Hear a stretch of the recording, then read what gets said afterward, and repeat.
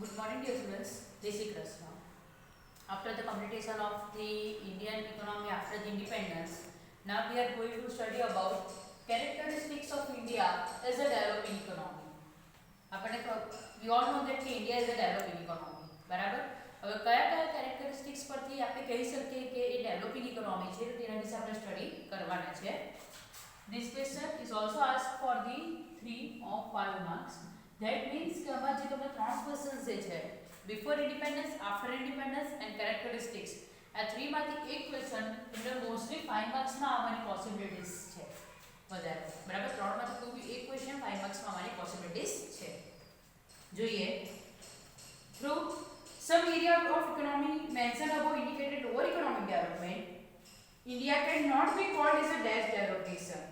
India economy shows the characteristics of processing economy, such some of which આપણે જોયું કે poverty વધારે છે, સર્વિસ સેક્ટર એટલું ગ્રો નથી કર્યું, પોપ્યુલેશન વધારે છે, બરાબર, નેશનલ ઇન્કમ ઓછી છે, એ બધા ટોપિક જોયા. પણ કે લેસ ડેવલપ ઇકોનોમી નથી કહેવાતી. ઇન્ડિયન ઇકોનોમી કેવી છે? ડેવલપિંગ ઇકોનોમી છે. તો એના કેરેક્ટરિસ્ટિક્સ કયા કયા? તો નંબર 1 ગ્રોથ રેટ. નાઉ ગ્રોથ રેટ કયા આપણે જીડીપી ને એવો વર્ડ આપણે પેપરમાં વાંચતા હોઈએ, બરાબર, રીડ કરતા હોઈએ કે जीडीपी આટલા પરસેન્ટેજ ઇન્ક્રીઝ થયો, ડિક્રીઝ થયો, બરાબર. But what you mean by growth rate? Growth rate કેવી રીતે મેઝર થાય છે કે ઇન્ડિયાના કોઈ બી એક યરમાં કેટલું આઉટપુટ થયું, બરાબર, ટોટલ આઉટપુટ કેટલું થયું, agriculture plus industry plus service sector બધું મળીને ટોટલ ઇન્ડિયામાં કોઈ પણ કન્ટ્રીમાં આઉટપુટ કેટલું થયું, તો તેના પરથી ગ્રોથ રેટ મેઝર થાય છે. કયા યરમાં આઉટપુટ ઇન્ક્રીઝ થયું, કયા યરમાં આઉટપુટ ડિક્રીઝ થયું, तो તે બધા રિલેટેડ ગ્રોથ રેટ મેઝર થાય છે. The growth rate of Indian economy, which is measured by the growth in national output year by year, has increased for Indian economy, especially after LPG. બરાબર, increase થાય છે day by day, mainly after LPG. Now LPG it is not a liquid petroleum gas. Repeating નથી થતો અહીંયા, બરાબર. LPG means liberalization, privatization and globalization. બરાબર. In 1991 this policy was introduced by the Dr. Manmohan Singh. બરાબર, એના advice થી આ policy adopt થઈ હતી. લિબરલાઇઝેશન, પ્રાઇવેટાઇઝેશન એન્ડ ગ્લોબલાઇઝેશન આપણે આના પછીના ચેપ્ટરમાં ચેપ્ટર નંબર 8 માં સ્ટડી કરવાના છે. બરાબર. So we are the student of the commerce and economy. તો આપણા માટે આઈપીસી નું ફૂલ ફોર્મ મોસ્ટલી શું થશે? લિબરલાઇઝેશન, પ્રાઇવેટાઇઝેશન એન્ડ ગ્લોબલાઇઝેશન. આ જ્યારે પોલિસી અડોપ્ટ થઈ એના પછી મેઇનલી જે ઇન્ડિયાનો ગ્રોથ રેટ છે તો તેમાં ઇન્ક્રીઝ થતું હતું. During the period between 1950-51 and 1990-91 the average annual growth rate around 3.5%. Average કેટલો હતો? અરાઉન્ડ 3.5% ગ્રોથ રેટ હતો. However, after the period of economic reforms, આ એલપીજી જે આવ્યું, બરાબર, તો તેને શું કહેવાશે? ઇકોનોમિક રિફોર્મ્સ કહેવાશે. After the period of economic reforms in 1991, the average annual growth rate has remained above 6.8%. બરાબર, 6.8% કરતા વધારે લેવલ આવ્યું, right, which is an important achievement. After 2011-13, the growth rate has slowed down and in 2014-14 the average annual growth rate was less than 5%. બરાબર, less than 5% भी થઈ ગયું હતું 14-15 માં. બટ આપણે અત્યારે વાત કરીએ તો અરાઉન્ડ 7 to 8% જે છે, બરાબર, ઇન્ડિયાનો ગ્રોથ રેટ રહે છે. અરાઉન્ડ 6-7% જેવું આપણે કહી શકીએ. અરાઉન્ડ આપણે 6 to 8% લઈએ. અરાઉન્ડ 6 to 8% ઇન્ડિયાનો ગ્રોથ રેટ રહે છે, જે 3.5% હતું તેનાથી કશું ઇન્ક્રીઝ થયું આપણને જોવા મળે છે. The net national income at a factor cost NNP, और બીજી તમને net national income આવી છે. At constant price level in the year 1951 was 2,69,724 crore. 2,69,724 crore.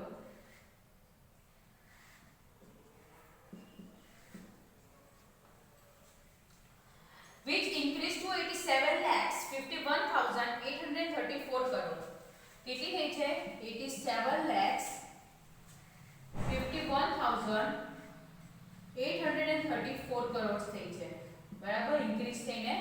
National income. સો એમાં બી આપણને ખાસું ઇન્ક્રીઝ જોવા મળે છે. Thus, in the period of 63 years, net national income was grown by 18 times. 18 times growth है આપણને જોવા મળે છે આપણી national income. Now the second characteristics, changing share of various sector in national income. બરાબર, નેશનલ ઇન્કમમાં કેવી રીતે શેર ચેન્જ થયા છે તેની વાત છે. નેશનલ ઇન્કમ ધેટ મીન્સ કે જે ફૂલ કન્ટ્રી ઇન્કમ તમને વાત કરી તે છે. એઝ અ નેશન તમને બુકની અંદર ટોપિક એમ્પ્લોયમેન્ટ બી આપેલો છે, બટ એમ્પ્લોયમેન્ટ આપણે પછીથી સેપરેટલી ટોપિક જોવાના છે. As a nation starts developing, the contribution of its industries and service sector in national income and employment increases.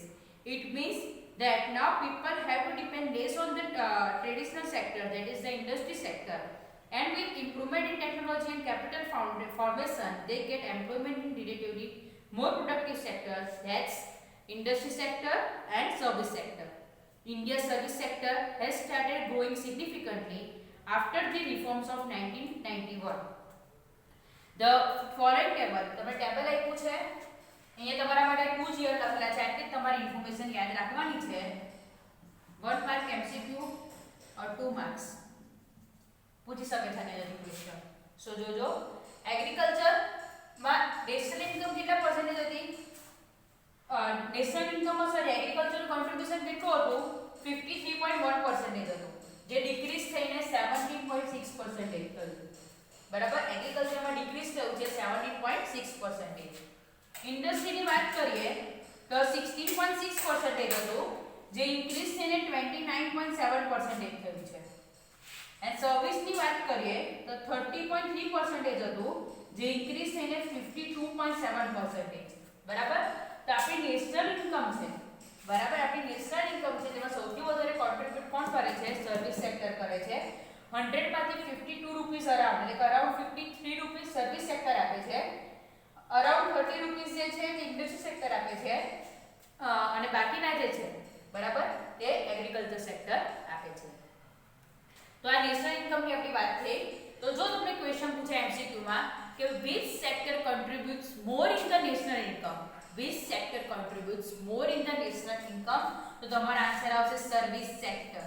બરાબર, સૌથી વધારે કોન્ટ્રીબ્યુટ કોણ કરે છે નેશનલ ઇન્કમમાં? સર્વિસ. અને લેસ પૂછાય તો એગ્રીકલ્ચર સેક્ટર. બરાબર, લેસ પૂછાય તો એગ્રીકલ્ચર. લેસ તો નથી પૂછાતું, વેટલી તમને એવું પૂછાય which sector contributes more in the national income, તો તમારો આન્સર આવશે service sector.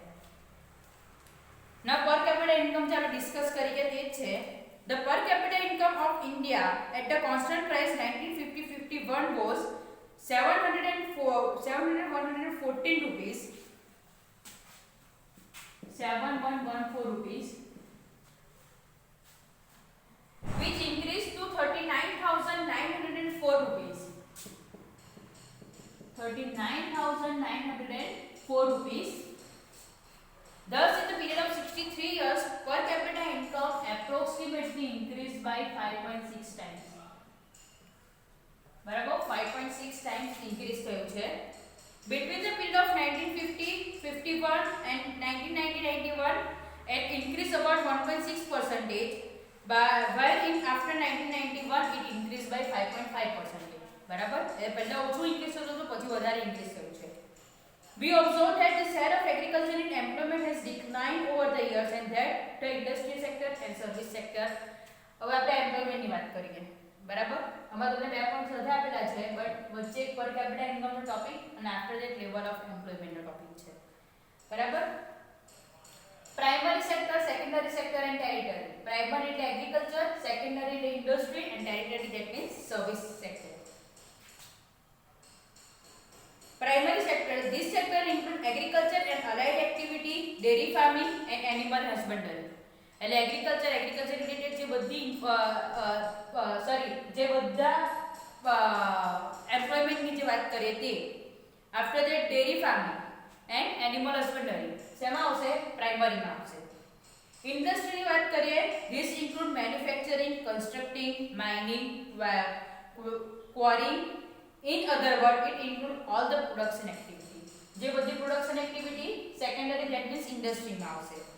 And service sector, it includes all the activity pertaining to trade, banking, transport, information and broadcasting, health, education and so on. બરાબર, એટલે જેમાં આપણે સર્વિસની વાત કરીએ છીએ, આપણે ખબર જ છે સર્વિસ કોને કોને કહેવાય. બેન્કિંગ સર્વિસ છે, રેલવે સર્વિસ છે, બરાબર, એટલે કે ટ્રાન્સપોર્ટેશન આખી સર્વિસ છે. તો એ બધા જે સેક્ટર છે કે હેલ્થ છે, એજ્યુકેશન છે, બધું શું છે સર્વિસ છે ને ટર્શરી ઇન્ડસ્ટ્રી ટર્શરીમાં આવશે. બરાબર, એટલે કે સર્વિસ સેક્ટરમાં આવશે. એ તમે બીએમાં ફર્સ્ટ ચેપ્ટરમાં સ્ટડી કરી જ ગયા છો. એટલે તમે એક્ઝેક્ટલી જોઈ ગયા છે પ્રાઇમરીમાં શું આવશે, સેકન્ડરીમાં શું આવશે અને ટર્શરીમાં શું આવશે એ તમે જોઈ જ ગયા છો. આપણે અહીંયા વાત કરીએ તો તમે ખાલી એગ્રીકલ્ચર ઇન્ડસ્ટ્રી સર્વિસ લખશો તો આમાં પ્રોબ્લેમ નથી. તો એગ્રીકલ્ચરમાં એમ્પ્લોયમેન્ટ કેટલું હતું 72.1% હતું, જે ડિક્રીઝ થઈને 48.9%. ઇન્ડસ્ટ્રીમાં 10.6% ડિક્રીઝ થઈને 24.2%. સોરી, ઇન્ક્રીઝ થઈને 24.2%. સર્વિસમાં 17.3% ઇન્ક્રીઝ થઈને 26.9%. બરાબર, એમ્પ્લોયમેન્ટની વાત છે. શેની વાત છે? એમ્પ્લોયમેન્ટની વાત છે. સો જો તમને એક્ઝામમાં પૂછાય કે which sector give more contribution in employment, તો તમારો આન્સર શું આવશે? Agriculture sector. શું આવશે? એગ્રીકલ્ચર. એમ્પ્લોયમેન્ટમાં કોણ વધારે કોન્ટ્રીબ્યુટ કરે છે? એગ્રીકલ્ચર. ને ઇન્કમમાં સર્વિસ સેક્ટર. આપણે જોવા મળે છે કે 48.9% લોકો એગ્રીકલ્ચરમાં એન્ગેજ છે. ઇન્કમ ખાલી કેટલી અર્ન થતી છે? 17.6%. So we can see the difference. બરાબર, કે જેટલા વધારે એગ્રીકલ્ચરમાં એન્ગેજ હશે આપણને આપણી ઇકોનોમી એટલું જલ્દી ડેવલપ થવાનું નથી. તો જેટલા એ લોકો મૂવ એગ્રીકલ્ચર ટુ ઇન્ડસ્ટ્રી કે સર્વિસ સેક્ટર તરફ એ લોકો મૂવ થશે તો એટલું જ ઇકોનોમીનું ડેવલપમેન્ટ વધારે થશે. વાય? બીકોઝ કે એગ્રીકલ્ચર પર વધારે બર્ડન હશે તો એગ્રીકલ્ચર એટલું કંઈ પ્રોડક્શન કરી શકવાની નથી. બરાબર, અને એનાથી ઇન્કમ બી એટલું જનરેટ નથી થતું. સો આ જ એક પ્રોબ્લેમ છે. તો પણ હજુ ઘણા એગ્રીકલ્ચરમાં વધારે એન્ગેજ આપણને જોવા મળે. So India is we can say that India is not a industrialize nation, it is a agriculture based nation. Right, આપણે 12થમાં બધા સેપરેટ ચેપ્ટર જોવાના જ છે. એગ્રીકલ્ચરનું આખું ચેપ્ટર છે, ઇન્ડસ્ટ્રી સેક્ટરનું આખું ચેપ્ટર છે, આપણે અલગ અલગ ચેપ્ટર સ્ટડી કરવાના જ છે. નીચેના તમે જે પાછળ પેરેગ્રાફ આપ્યો છે તે તમને આ જ વસ્તુ ડિસ્ક્રિપ્ટિવ ફોર્મમાં આપી છે. બરાબર, જોઈ લેજો આ વિડિયો. અને મેઇન તમને જો તમને 1950 51 1990 91 ચાર ઇન્ફોર્મેશન આપી છે. તમને અહીંયા બે જ ઇન્ફોર્મેશન આપી છે, એટલે તમારે આ જ બે ઇન્ફોર્મેશન યાદ રાખવાની છે. ક્લિયર? કોઈ બી કન્ફ્યુઝન ક્વેરી છે તો પૂછી લેજો.